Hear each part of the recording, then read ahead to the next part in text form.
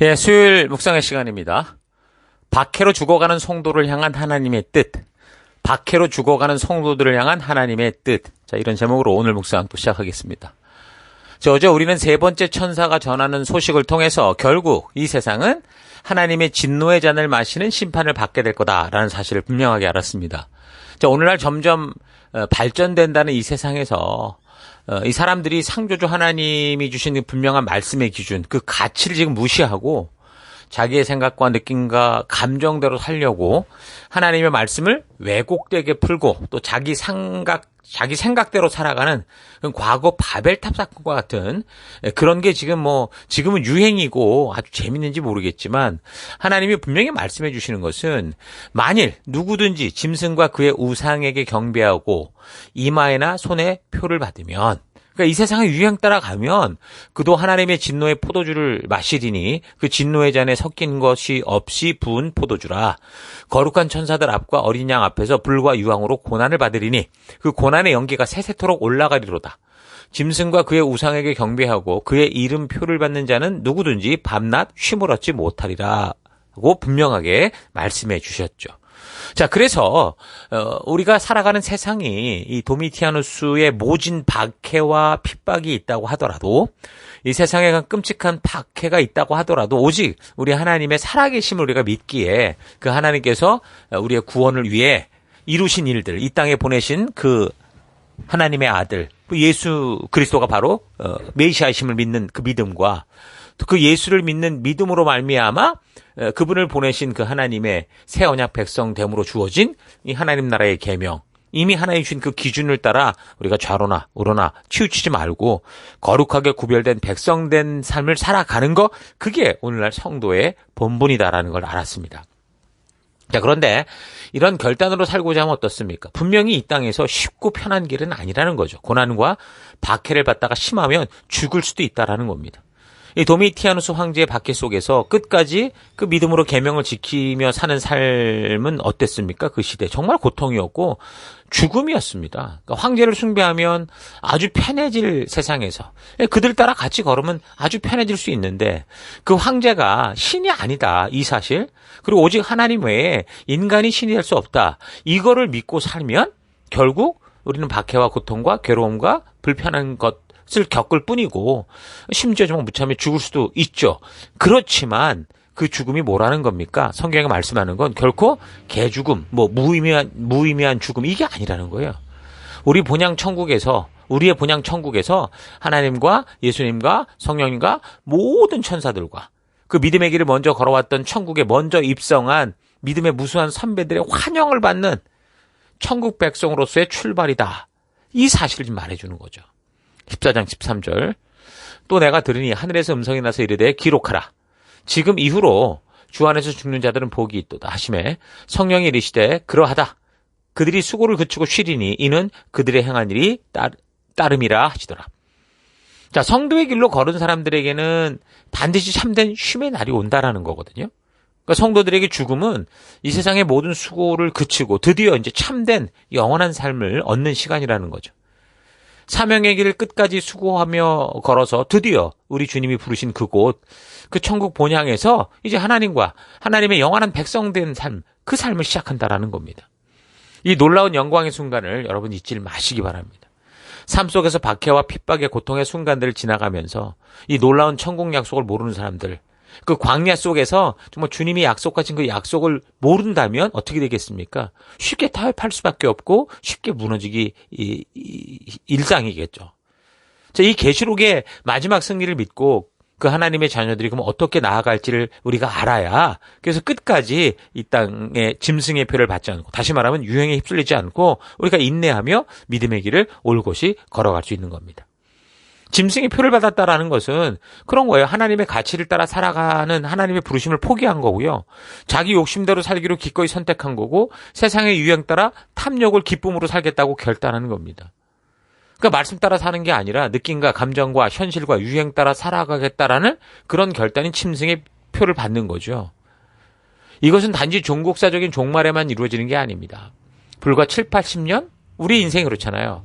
7, 80년 살고 각자 이제 스스로 개인의 종말을 향해 가고 있는 우리 성도들에게도 이건 당장 똑같이 해당되는 말이라는 거 잊지 마십시오. 먼 미래에 올 그 최종적인 종말이 아니라 지금 우리는 이미 그 종말이 우리 앞에 와 있다라는 거죠. 그래서 사실 인간에게 7, 80년 정도 보장을 받았다라고 말하는 거는 성경이 우리가 보편적으로 70이고 강건하면 80이다 말했기에 우리가 말을 하는 거지만 그러나 우리네 주변을 보면 알듯이 이게 보장된 건 아니에요.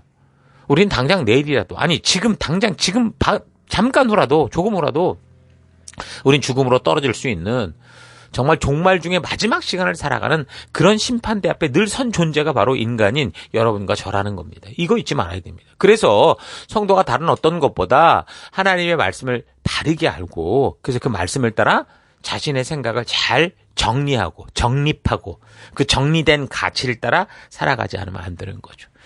다니엘이 바벨론에 포로로 갔을 때 한 게 뭡니까? 바로 이겁니다. 그런 세상을 보며 휩쓸리고 유행에 쫓아서 어떻게 내가 빨리 저기에서 머리를 차지할까? 그게 아니고 그런 세상이지만 어떻게 하나님의 부르심 따라 살아갈까? 그 하나님 주신 그 가치를 따라 살아갈 것을 결단하고 결심한 거죠. 그래서 그가 승리한 거 아닙니까? 자, 그런 식의 태도로 살면 우리는 어떻게 됩니까? 살아가는 대로 생각하게 될 수 있어요. 그냥 정립되지 않은 상태로 하나님의 말씀으로 바르게 준비되지 않은 상태로 살아가면 사는 대로 생각한다고요. 예를 들어서 성경이 어때요? 성경은 동성애를 분명한 죄다라고 말하고 있습니다. 사형에 해당된다고 그랬어요. 근데 그 말씀에 따라 정확한 이 기준을 우리가 확실하게 잡고 그래 이게 맞아. 이게 하나님이 창조하신 길이야 라는 이 가치를 세우지 않으니까 어떻게 돼요? 교회에서조차 잘못된 것을 바로잡아 회개케 하고 돌이키려는 게 아니라 세상의 문화가 말하는 대로 유행이 말하는 대로 그 동성애를 받아들여야 된다고 하고 그것이 옳다고 주장하는 그런 사람들을 목사로 세우고 그 거짓 선지자들 마구 세워가는 그런 모습 아닙니까?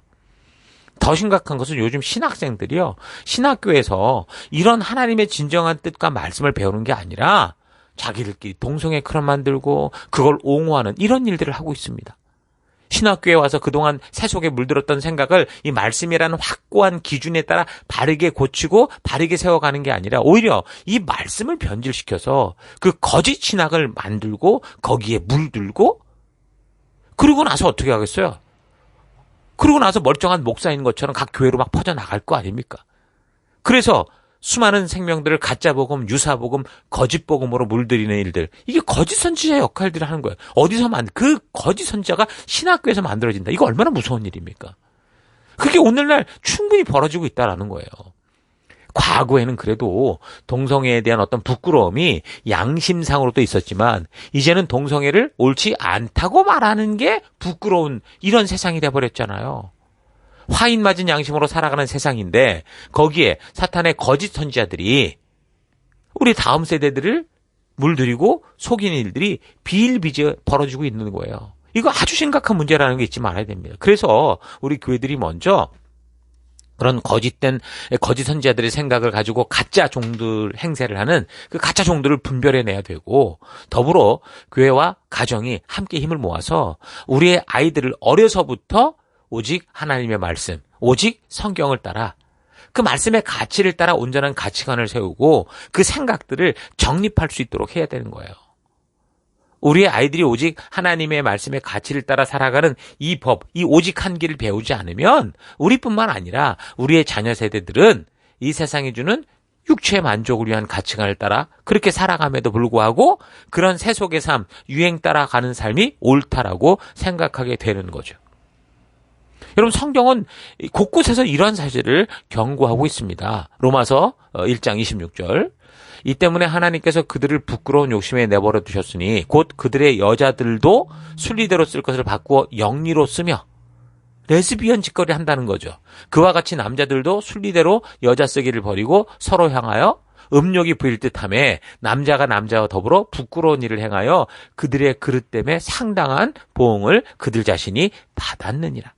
18절 또한 그들이 마음에 하나님 두기를 싫어하며 하나님께서 그들을 그 상실한 마음대로 내버려 두사 합당하지 못한 일을 하게 하셨으니 곧 모든 불의, 추악, 탐욕, 악의가 가득한 자요, 시기, 살인, 분쟁, 사기, 악독이 가득한 자요, 수근수근하는 자요, 비방하는 자요, 하나님께서 미워하시는 자요, 능욕하는 자요, 교만한 자요, 자랑하는 자요, 악을 도모하는 자요, 부모를 거역하는 자요, 우매한 자요, 배약하는 자요, 무정한 자요, 무자비한 자라.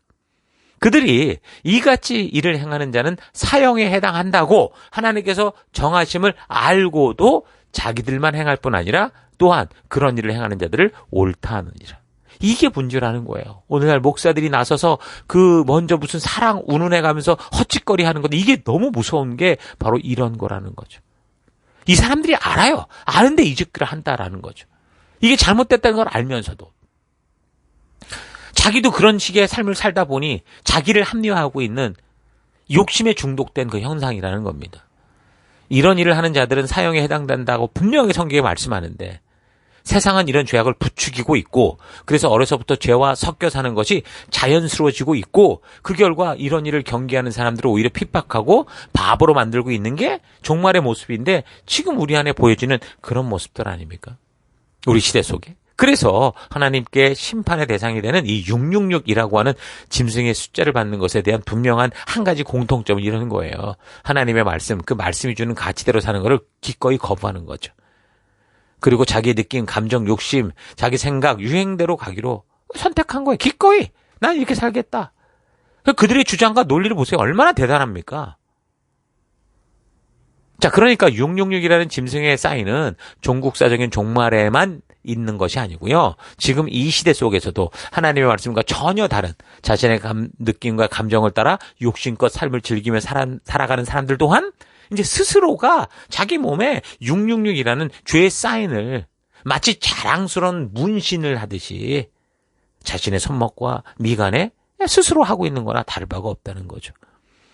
그러니까 억지로 낙인 찍히는 게 아니에요. 사탄이 억지로 끌고 가다가 손과 이마에다가 지져버리는 게 아니고 자기 스스로가 그 666이라는 나는 하나님을 대적하는 자요라고 그게 새기는 거예요. 내 욕심대로 살 거요 하고 이렇게 스스로 새긴다는 거죠. 그러니까 종국사적인 종말이 아니어도 지금 이미 그런 사탄의 뜻에 동조한다는 이 666의 이 사인을 스스로 영혼에 새기고 그리고 이제 죽고 어디로 가는 겁니까? 그리고 바로 이제 심판대 앞으로 가게 되는 거죠. 그래서 사람들은 죽어서 음부에서 고통을 당하다가 세상 마지막 날 심판을 위해 부활할 때 하나님 앞에 서게 되죠. 심판대 앞에. 그리고 느낌과 감정과 욕심을 따라 그동안 살아왔던 그 삶의 분명한 행위들로 인해서 불과 유황이 타는 불못으로 던져지게 된다는 겁니다.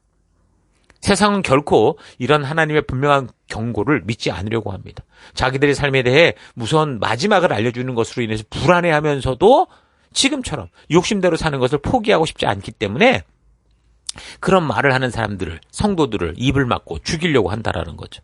그래서 욕심과 탐욕을 기꺼이 선택하고 사는 이 세상을 살아가는 동안 느낌이나 감정, 욕심대로 살지 않고 하나님 말씀대로 살아가려고 하는 이 성도들은 고통을 당하고 박해를 당하고 핍박받게 될 거예요. 특별히 종말에는 짐승의 피를 받지 않으면 다시 말해서 저들이 추구하는 바에 동조하지 않고 그들의 의견과 그들의 유행을 따르지 않으면 사회 구조로부터 완전히 단절시켜버리는 일들이 벌어진다는 거죠. 그게 지금 이 독재국가, 특히 북한 같은 나라 아닙니까?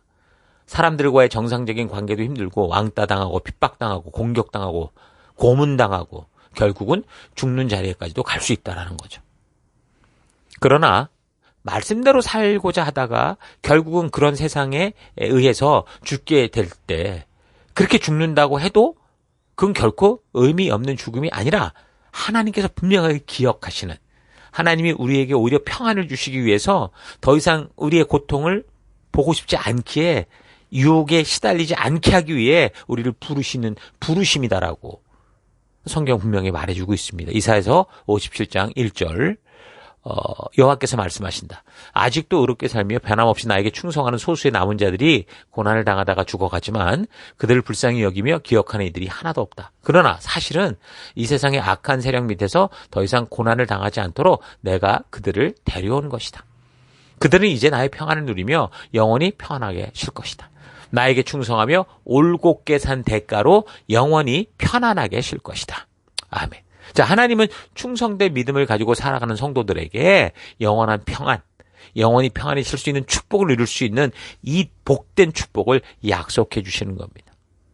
근데 이런 약속을 모른다면, 이런 말씀을 우리가 확신하지 못한다면 우리가 어떻게 지금 이 땅에서 핍박과 박해를 이기고 순결한 영혼을 지켜갈 수 있겠습니까? 어떻게 보면 살다가 이 억울하게 죽는 이 길, 이거 어떻게 우리가 이겨갈 수 있겠냐고요. 그래서 믿음과 하나님의 말씀으로 하면 확신이 우리에게 꼭 필요한 겁니다.